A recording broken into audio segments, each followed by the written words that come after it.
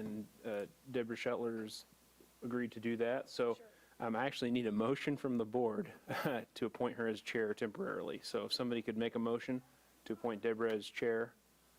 I'll make a motion to appoint Deborah as chair. Okay, is there a second to that motion? I'll second.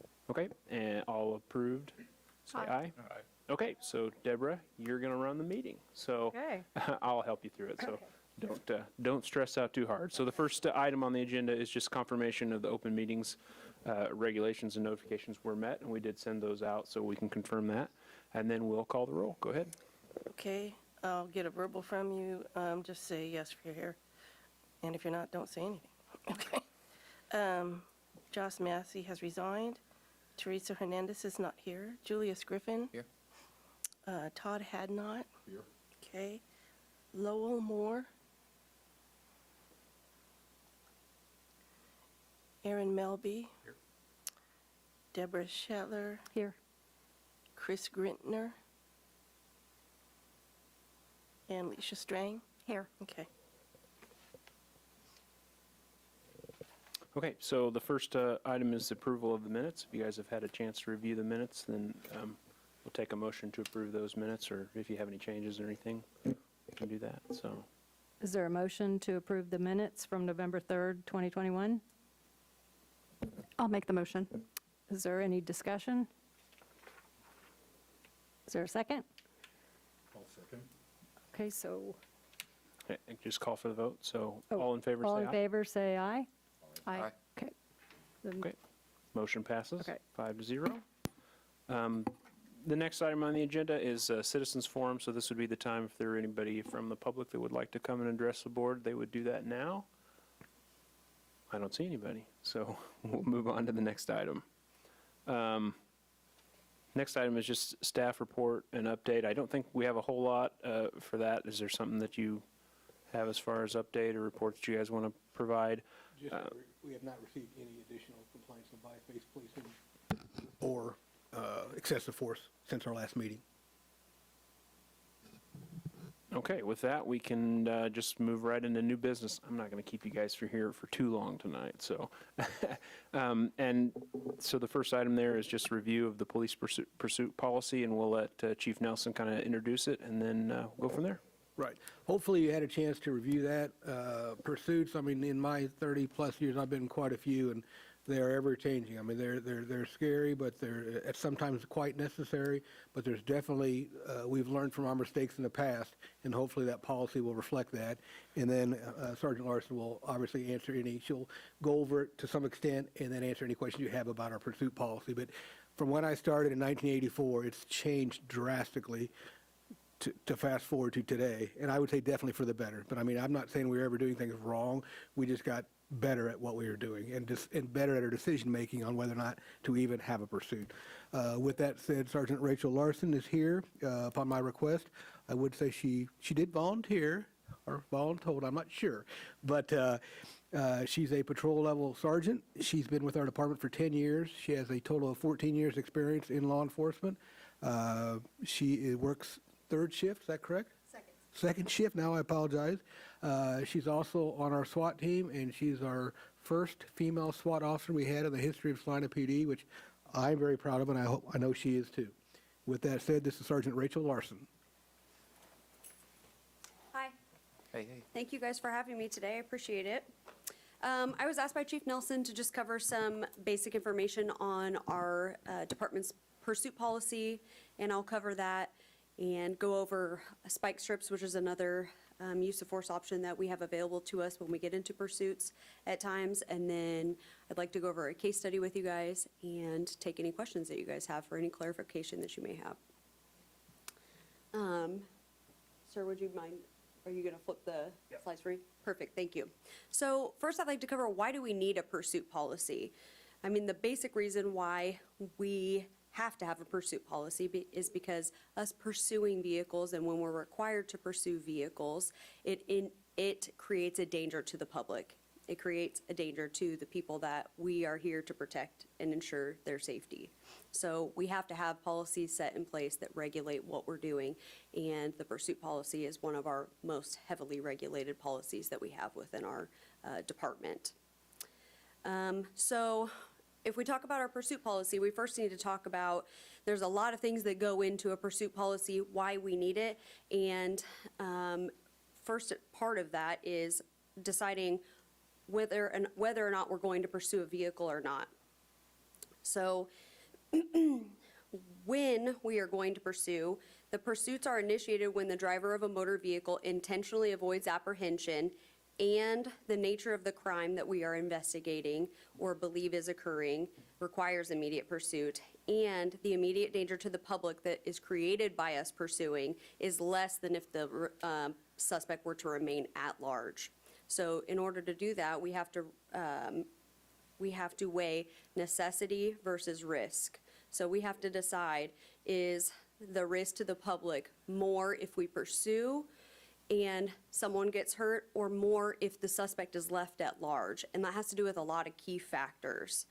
So some of the key factors that we have to look at when deciding if we're going to pursue, and then throughout the pursuit as the situation is ever changing, are first the nature of offense. Okay, so obviously if we are forced to pursue someone, a serious crime is going to be easier to justify pursuing than a misdemeanor crime or a traffic infraction. So an example of that would be if we are pursuing a armed robbery suspect that's leaving the scene of an armed robbery, we're more justified in pursuing someone like that as opposed to someone with a headlight out that we go to make a traffic stop on. The danger to the public is going to be greater if a armed robbery suspect with a weapon remains within the public than if someone has the danger to the public of someone not having a headlight out and them causing a crash or something along those lines. Another thing we have to consider when we're deciding if we're going to pursue or continue in a pursuit are if our suspects can be ID'd at a later time.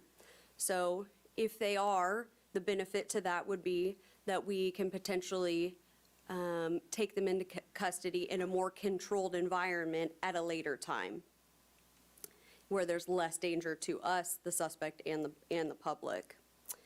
We also have to consider visibility of our police unit, and if our police unit is going to be visible to the general public when we pursue. We have to take into consideration speeds, and that also kind of goes hand in hand with the location and time of day. So an 80-mile-an-hour pursuit within the city limits of Salina may be too dangerous, but an 80-mile pursuit on the interstate may be more justifiable because we don't have as many barriers, the speed limit is higher, things like that. And that also goes into, they kind of go hand in hand when we're talking about the time of day and the location of the pursuit. So on the interstate, we're going to have less traffic. Traffic's generally going one way.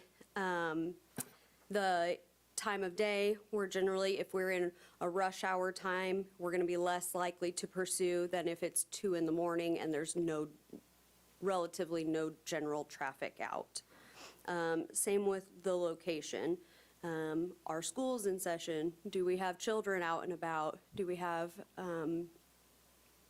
people that are likely to be hit by the motoring vehicles versus somewhere that's more rural, that we have a little bit more freedom where there's less danger of hurting someone in the pursuit. And then road and weather conditions are also a consideration that we have to work through as well. There's less likely for a crash to occur if we have nice weather. When it's raining and snowing, obviously that makes a higher likelihood of a collision occurring. So when we decide that we are going to pursue or we have to pursue, our officers are required by policy to notify our dispatchers that they are in a pursuit, the location, direction of travel, speeds involved, a description of the vehicle and occupants if they're able to see into the vehicle and provide that information, and the reason for the pursuit. And obviously the direction of travel and the speeds will be continually updated through the entirety of the pursuit. Some other things that the officers will be required to do by our policy is that there's only two police vehicles that are going to be involved in our pursuit unless they are authorized by the patrol supervisor. And a lot of that has to do with the seriousness of the reason for the pursuit. So if we know that our suspect is armed with a gun, we might need more people to assist in apprehending them than if it's a 15-mile-an-hour pursuit for an infraction that we will only have the two officers for, generally for something like that. When the secondary unit gets into our pursuit, they will pull behind the primary pursuit vehicle and they will take over the radio traffic. And that will allow that primary officer to focus on safely driving and controlling the pursuit as best they can. And then our radio traffic will be cleared for emergency traffic only, so only those involved in the pursuit are going to be talking on the radio. Our policy does state that officers will not attempt to overtake or pass a fleeing suspect. We will not strike, ram, or box in a vehicle. We will not pursue the wrong way on the interstate unless it's approved by a supervisor, and that would be a very rare circumstance. And we will not use any rolling or stationary roadblocks that create a physical barrier across all the entirety of the roadway. So in mentioning that, it's probably an appropriate time to bring up stop sticks. That is a tool and a resource that we have available to us to assist us in safely ending pursuits when they do occur. So just to kind of talk about the mechanics of a stop stick, some of us have an idea of stop sticks, kind of like maybe a TV idea of maybe what spike strips are and how they work. They've come a long way. They are very user-friendly now, so these are new to us, these form of spike strip, which has been very, very nice. They're very lightweight. Each section is only a pound. They're 3 feet long for each section, and each section is a polymer core and frame, and then within that is held 36 steel quills, and there's a spike on each end of those. And so it's designed for the car to drive over the spike strip. It will temporarily flatten that core, allowing those quills and those spikes to enter into the tires. And those quills are hollow, and they're designed to slowly leak the air out of the tires so that we can have a controlled deceleration of the speed of the vehicle. So it's designed to happen over 20 to 30 seconds rather than just a immediate explosion of the tire, because we don't want that. That creates danger to the public, the suspect, and us, frankly. We're so close behind them, it can be bad if that happens. So they are designed to make a controlled descent and allow us time to prepare to take them into custody and end the pursuit as quickly as possible. So some of the other important notes on stop sticks are that we will not, we will not use stop sticks on the following vehicles unless the continued of the movement of the suspect vehicle would create extreme hazard to others. So we won't use stop sticks on any vehicle that's transporting hazardous materials. We also will not attempt to spike a passenger bus or school bus with children or passengers in it when they're being transported. We won't spike a vehicle that would pose an unusual hazard to innocent people. And unless deadly force is justified, we will not attempt to spike a vehicle with less than 4 wheels. So unless we're at deadly force, that would mostly apply to motorcycles, because that would almost certainly cause a collision and have someone traveling at high speeds on a motorcycle to have an immediate crash. So unless we are justified in using deadly force, we would not use a spike strip in that instance. So from stop sticks, transitioning back to our pursuit policy, these are some reasons why we would terminate a pursuit. So if the level of danger created by the pursuit outweighs the necessity for immediate apprehension, the officers will terminate the pursuit. If weather or visibility or road conditions decrease the likelihood of us having a successful apprehension and it increases the danger to the public, we will also terminate the pursuit. if the officer loses visual contact with the vehicle and the suspect that they are pursuing, and furthering the pursuit is futile, we will end the pursuit at that time. So after we look at, after the pursuit is over, then we will review and have a review of everything involved with the policy. So that would be all of the videos related to everyone involved in the pursuit, all of the reports that are related to the pursuit, and that is the primary job of the supervisor of the person that was involved in the pursuit.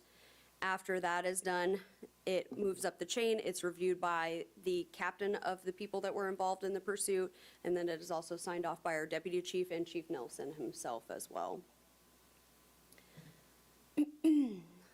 So if you look at, I also posted some information about what our history of our pursuits look like in Salina.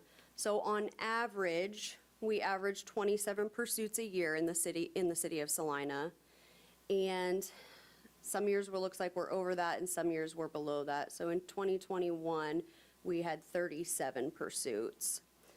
And Mr. Wood, if you wouldn't mind moving to the next slide, this will cover the reason that the pursuits were initiated. You can see that a vast majority of the pursuits initiated were initiated for a traffic offense.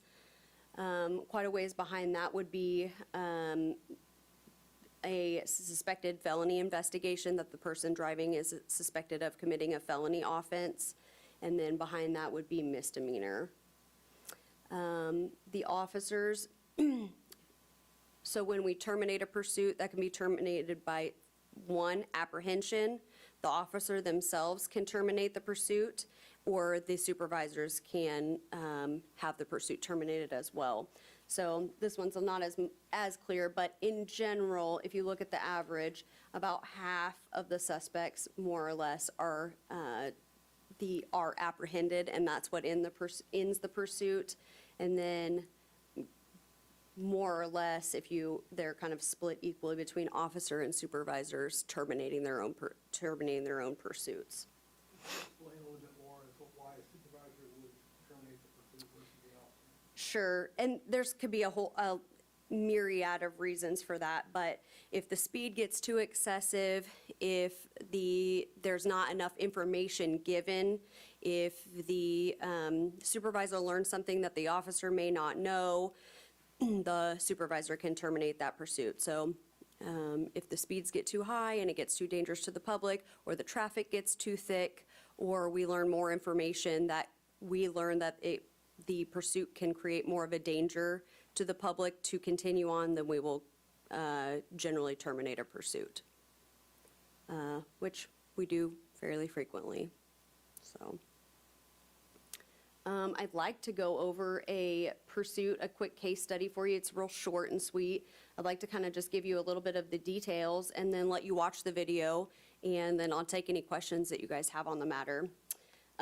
This particular case study started as officers being sent to a bar at around bar close time, and they were sent there regarding an intoxicated subject that was starting arguments and fights with other patrons in the bar. We learned that the suspect was leaving in a vehicle prior to our arrival. One of the responding officers saw the vehicle leaving, and the vehicle was traveling over 80 miles an hour in a 35-mile-an-hour zone.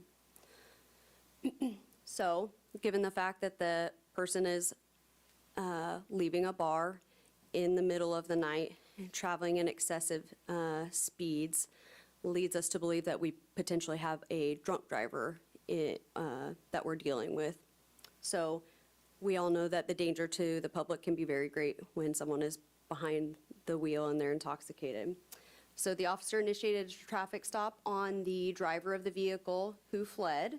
It should also be noted that the driver of the vehicle had a temporary tag on the vehicle, and it was from an unknown state. Therefore, the person was not identified, and it would be very difficult to identify the driver of that vehicle. So as you'll see in the video, it goes on for a couple of minutes, and you'll get some updated information in the case study. Ultimately, the vehicle was pursued until the suspect drove southbound in the northbound lanes of a busier street and drove into oncoming traffic. The officer did a great job of determining that at that time, that person was posing a greater danger to the public driving into oncoming traffic than us pursuing, and decided to terminate his own pursuit. I will let you know that the suspect was later located a short time later in a nearby hotel, and they were able to investigate the suspect for DUI and the associated charges, and the suspect was ultimately arrested. So I think this was probably a successful case, but I'd like you guys to watch it, see what your thoughts are on it. And then that should be that website, if it's still logged in. Okay. The first 30 seconds of the video, when we activate our cameras, it records back 30 seconds, but you don't get the sound. So for the first 30 seconds, there's no sound, and this will be an officer's dash cam video. It only gives you about 15 minutes. Okay.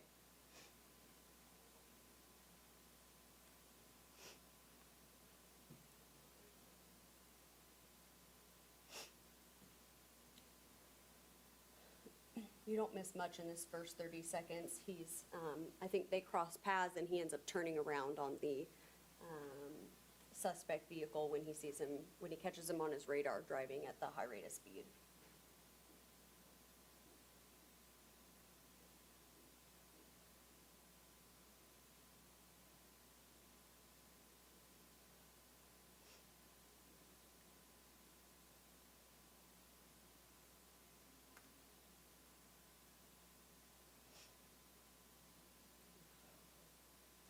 We should get it about.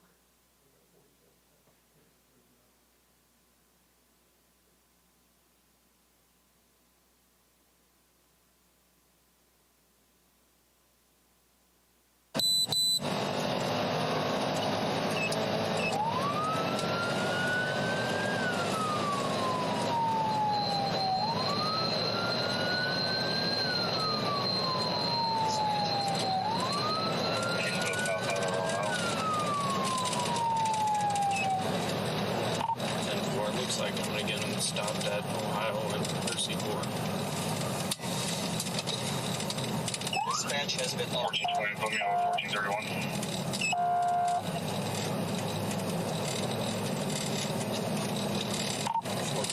He's still rolling south. We're passing Shoreline Drive now. Speeds are only 40.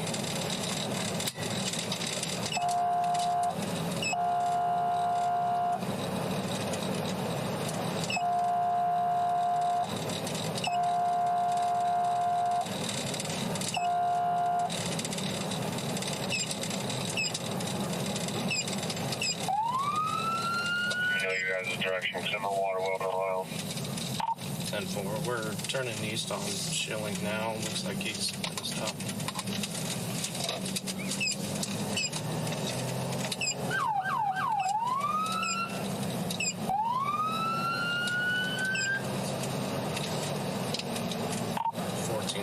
We'll be 32 with this vehicle. It's not stopping. We're continuing eastbound, just passing Sunflower Bank. Speed's 45. Looks like one occupation. Weather's fine. Looks like light traffic.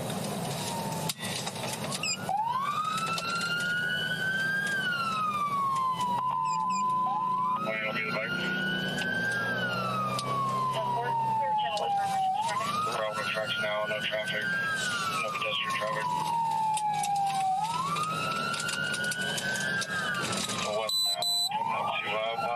Target now, speeds are about 45. I'm southbound on Emulsion Drive. Maybe before we give it a tag. 1431, it's a temporary tag. I can't read it from here. He just hit a curb. Still southbound on Emulsion.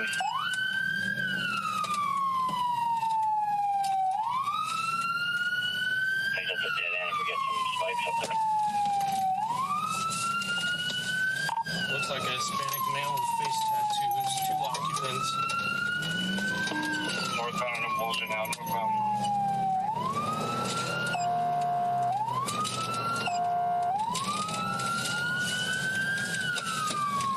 From east on showing this way.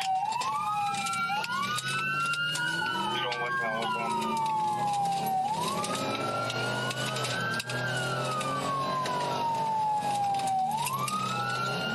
Still westbound, no traffic.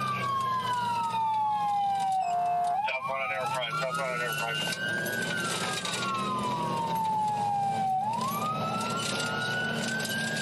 Going to the spikes.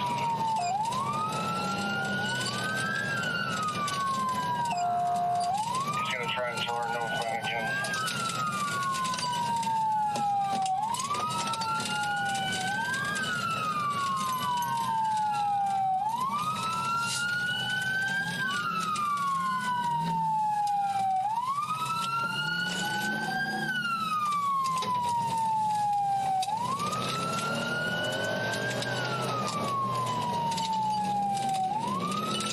Northbound.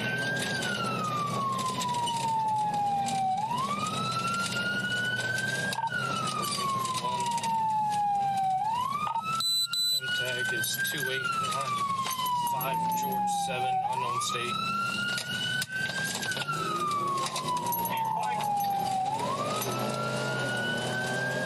Westbound, Shelley, westbound.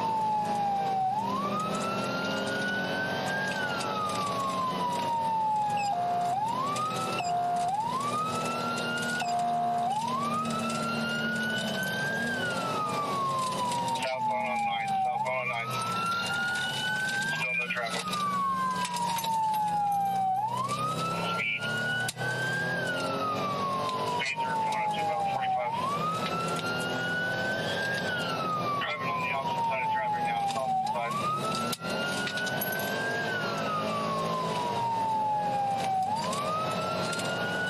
14 Morgan 1022, he's gonna hit vehicles over here.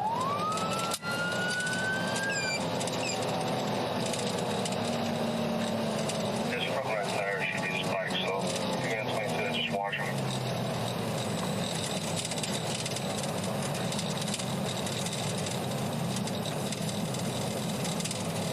I see him still southbound on 9, it's just passing.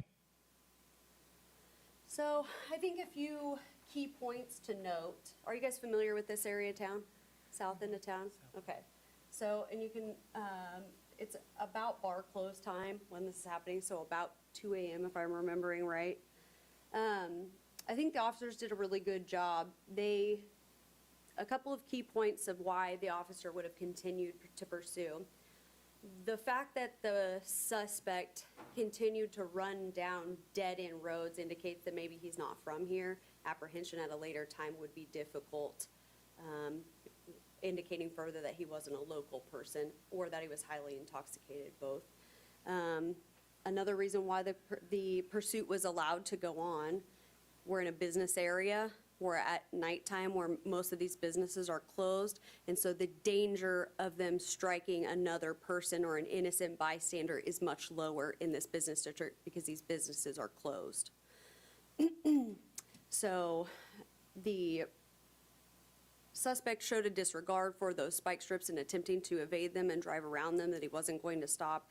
And then obviously, as you can see at the end, the suspect turned southbound onto a main thoroughfare and drove headfirst into some oncoming traffic, and you could see the lights, headlights coming from the opposite direction.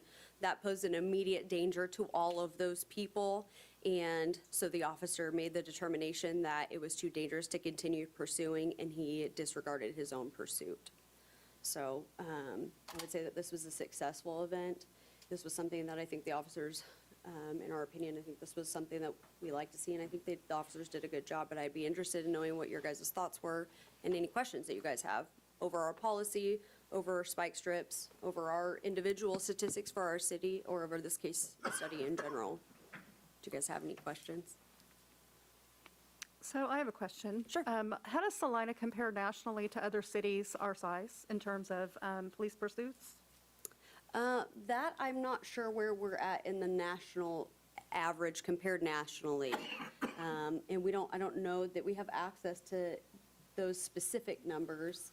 We don't. The only thing I would say, a little bit anecdotal, I have trouble with that word, sorry, is that since 1718, nationwide pursuits have been going up, and we believe it's because of blatant lack of respect for the police, to be honest with you. People are choosing to do things such as being pursued, running from the police, also assaulting us at a higher rate by far since these events have happened in the nation. But there's no nationwide data bank on how many we have versus how many Hutch has. I mean, we could find that out. We could call Hutch and ask, but I would think we were in the average. I think we're just average. I mean, to be honest with you, we don't choose who we pursue, obviously.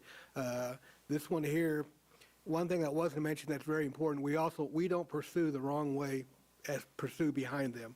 I don't know if that was said, but by policy, we don't do that. So we're not going to get behind them. Back in the day, it was chase same until something happens. I mean, but thankfully, we don't do that anymore. But I'm saying you saw the officer make the wide around there at 9th and Schilling. Thank you. And that was on purpose because he wasn't going to follow him because now we are, I struggle with why now we're responsible. But in that instance, we would be kind of pushing them because we're behind them. Now they're over here going the wrong way in the wrong lane. We're over here going where we're supposed to be, but that officer still made the proper decision to stop the pursuit.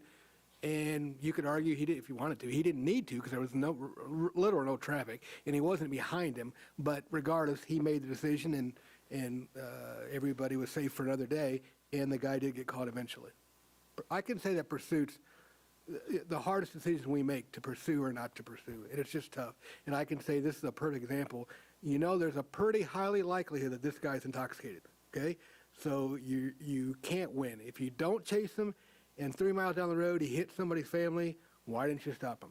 If you do chase him and he hits somebody's family, why were you chasing him? I mean, those are horrible decisions that we have to make just like that, whether or not to stop or discontinue the pursuit. And it's tough. It's tough. And you're making so many decisions back to back. For example, just a few to add to it. Each time that he drove down those dead-end streets, we could have cut him off. We could have cut him off at the head, even drove our vehicle into the side of his vehicle and ended it and not allowed him to get back out onto the street. And so those are things that we have to think about as this situation is rapidly evolving. Can we end this? And we have to follow a very strict set of rules in what we do so that we go home safely to our families and the suspect goes home safely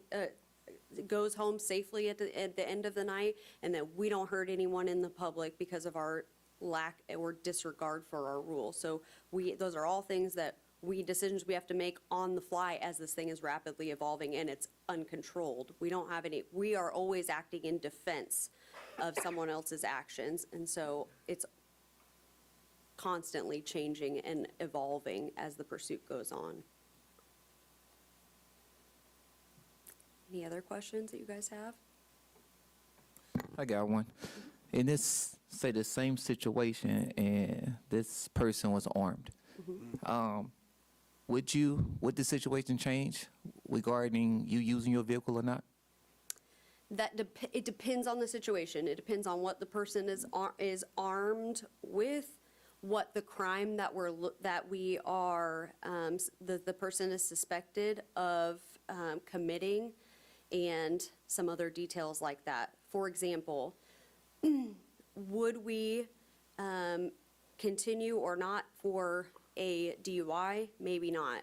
If we know the person just shot and killed a clerk at the Quick Shop for an armed robbery, yeah, we may continue on, because that person is a huge danger to our community and the people in it if we don't capture him and make sure that he doesn't hurt anyone else.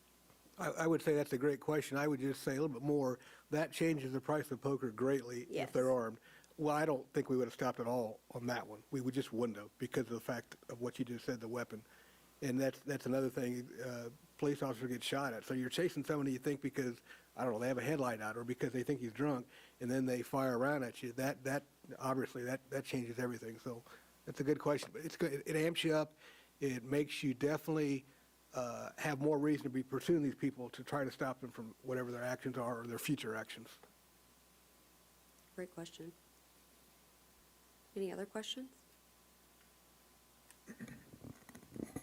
What's the policy of the sheriff's department? I mean, because seems like a lot of times the pursuits end up going out in the country or county roads. So is the policy similar to this one, or is it something totally different? Yeah, I don't know if I necessarily want to speak for them, but it's pretty similar. We're CALEA and they're not, so it's going to be a little bit different in the policy.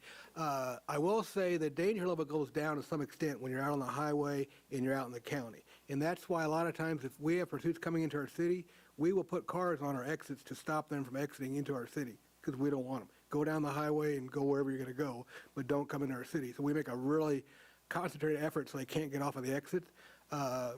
Probably I won't say they have a less strict pursuit, but I'll just say they pursue a lot often and longer than we do, and that would be the Kansas Highway Patrol. But that's, again, because they're on the highway and all the cars are going the same direction. It's higher speeds, yes, but they're not in an urban setting where a lot more people could be injured. But a lot of times, we would much rather than be out on the highway and leave our city, and then the county and or usually KHP, they take over that pursuit. We'll stay with them to assist, but it's their pursuit once they leave our city.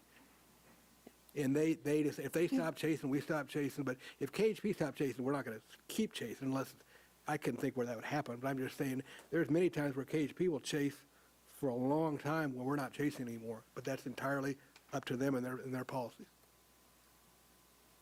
Our goals kind of change as those things evolve too. So if we have a pursuit that looks like it may be going out into the county, a lot of times we'll ask our dispatchers to notify Kansas Highway Patrol. And if they are available and they come to our aid, they will move in and they will take over our pursuit. And then they will continue on and we will disregard depending on what the offense is and what the reason that we're pursuing is, then they can take over.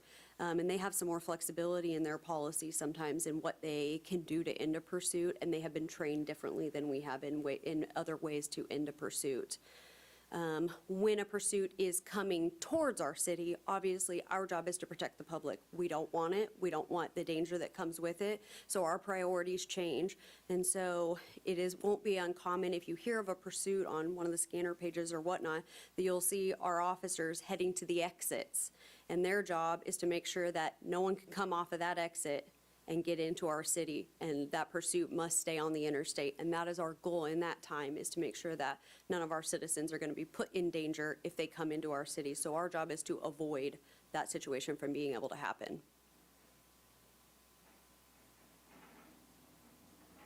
Any other questions? And you may not be able to answer this, but how does this policy line up with the liability policy of the city?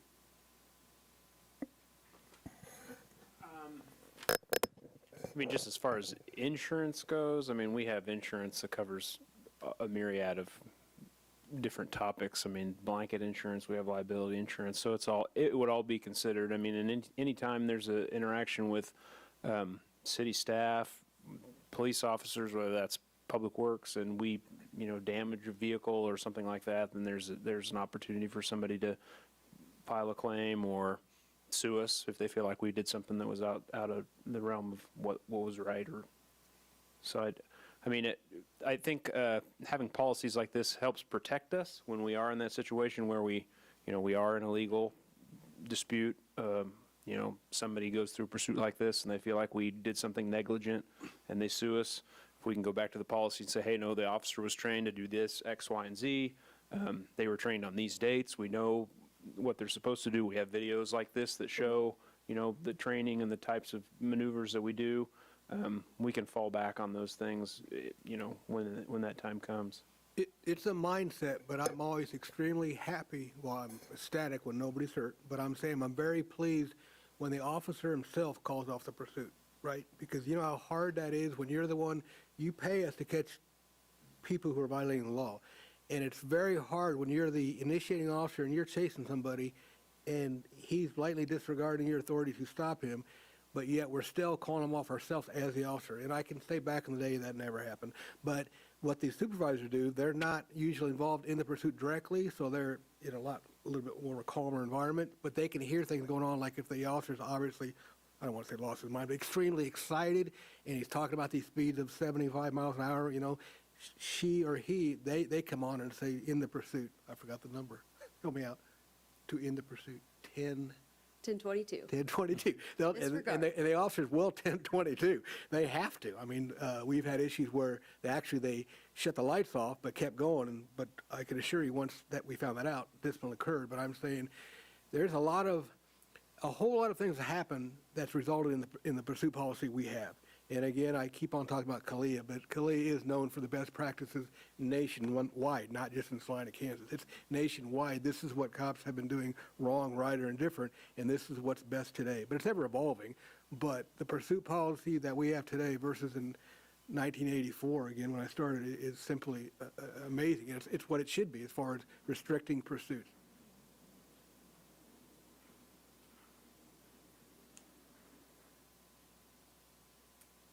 Okay, if there's no other questions, then we can move on to the next item. I mean, I will say, Ms. Hernandez did call me yesterday afternoon and said she wasn't going to be here, and she did request that we move this item. This was at her request at the last meeting, that we just kind of have a discussion about kind of methods or whatever that the board can do to kind of get the word out and kind of just express what the board is here for and that sort of thing, and she would like to be involved with that discussion. So if you want to have a discussion tonight, you're certainly welcome to do that, and we can have it again, next month or the next meeting. That's certainly up to you, but she did request that we at least, if we are going to have that discussion tonight, that we have it again at another point. So it's up to you if you want to have a discussion tonight, or if somebody wants to make a motion to table that to the next meeting, we can just have a discussion at the next time.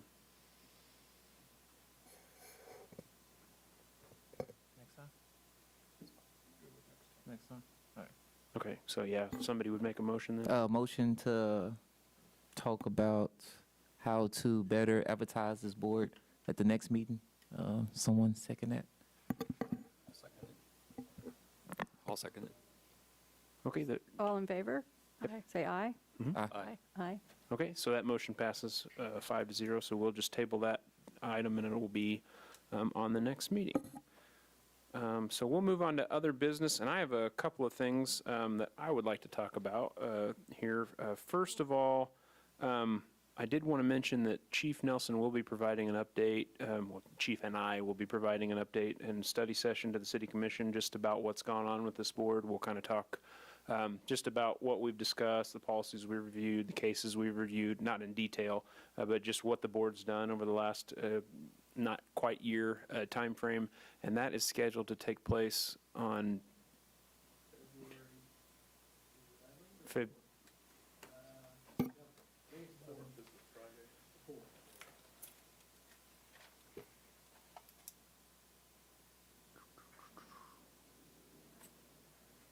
'14th, I think.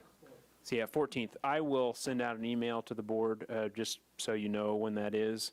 You're welcome to attend. We're not, requesting anything of you at that time. Chief will just be providing kind of a broad overview of what's kind of gone on with the board over the last year. So I'll send you out a for sure on that, what date and time. For next month, or for next meeting, I will place on the agenda selection of a new chair and vice chair because Josh Massey has resigned, so that leaves vacant the chair position. And so you guys can think about if somebody wants to take on that role as chair or vice chair, and we can have that discussion at the next meeting, but that will be on the agenda. Let's see. Another question I guess I have for you, or something to think about between now and the next meeting. I know we're meeting every other month. We have had some issues with attendance. With the last couple months we're at 5 members. And I guess the question for the board to think about between now and the next meeting is whether this would be more appropriate to do on a quarterly basis and have 4 meetings a year rather than, every other month like we're doing now. That would reduce the time commitment out a little bit.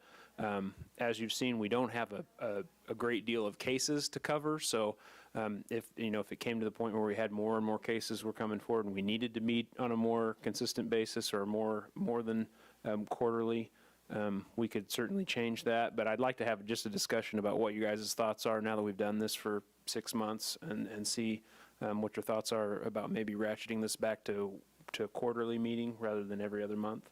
I think that might help with attendance, hopefully. So I will add that to the agenda if that's okay with the board, and we can have the discussion. And it's certainly up to you. If you want to have meetings every other month, we can do that. And we don't have a problem doing that. We just want to make sure we're not, we don't want to have it to be more of a time commitment than what you guys are able to do. And we know that this is your time. So we're here getting paid 8 to 5. So we know this is an extra thing that you guys have to do on top of your civilian job.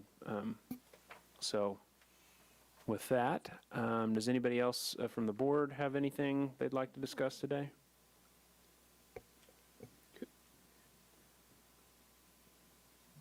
Oh, you're not on the board. No, I know. Go ahead. Once we have nothing.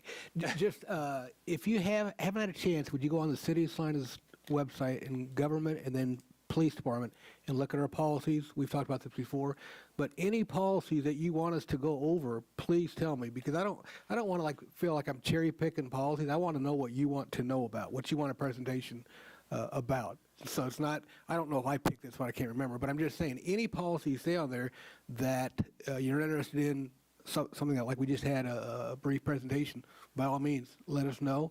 And if you let us know by the next meeting, we'll definitely get it on there. Give us a little bit of time to prepare for it. But again, if you go on the website, it has all our policies on there, and just take a look at it. In any policy on there, we will present on whatever you pick. It doesn't matter what it is. If it's on the internet, we'll make a presentation. Yeah, and you can email that to me. You all should have my email address. Email it to me, and we can add it to the agenda, and I can send you send the board the full policy, whatever you want to review, and then we can have a discussion at one of these meetings. So we're certainly open to going over whatever we have. We're getting through all the flashy ones with the. If you like this format, tell us. If you don't like it, tell us. We'll make any format you want to. I purposely am having other people make these presentations, and a very nice job, Sergeant Larson, because I don't want you to get tired of me. And I want you to hear from the people that are actually doing it. And I've done it, but I'm not doing it now. And that's why we're having people like Howard, Sergeant Larson doing this, is because I just think they're out there on the streets and they would mean more with their presentation. But by all means, again, any policy you want, let me know, or let Mr. Wood know, and we'll make a presentation. All right. Well, if there's nothing else from the board, then we could entertain a motion to adjourn. Oh. Motion to adjourn. Someone motion that for me. Yeah, is there a second? So all in favor? Aye? Aye. Aye. All right. Passes 5-0. That concludes the meeting. Thank you, guys. Appreciate it.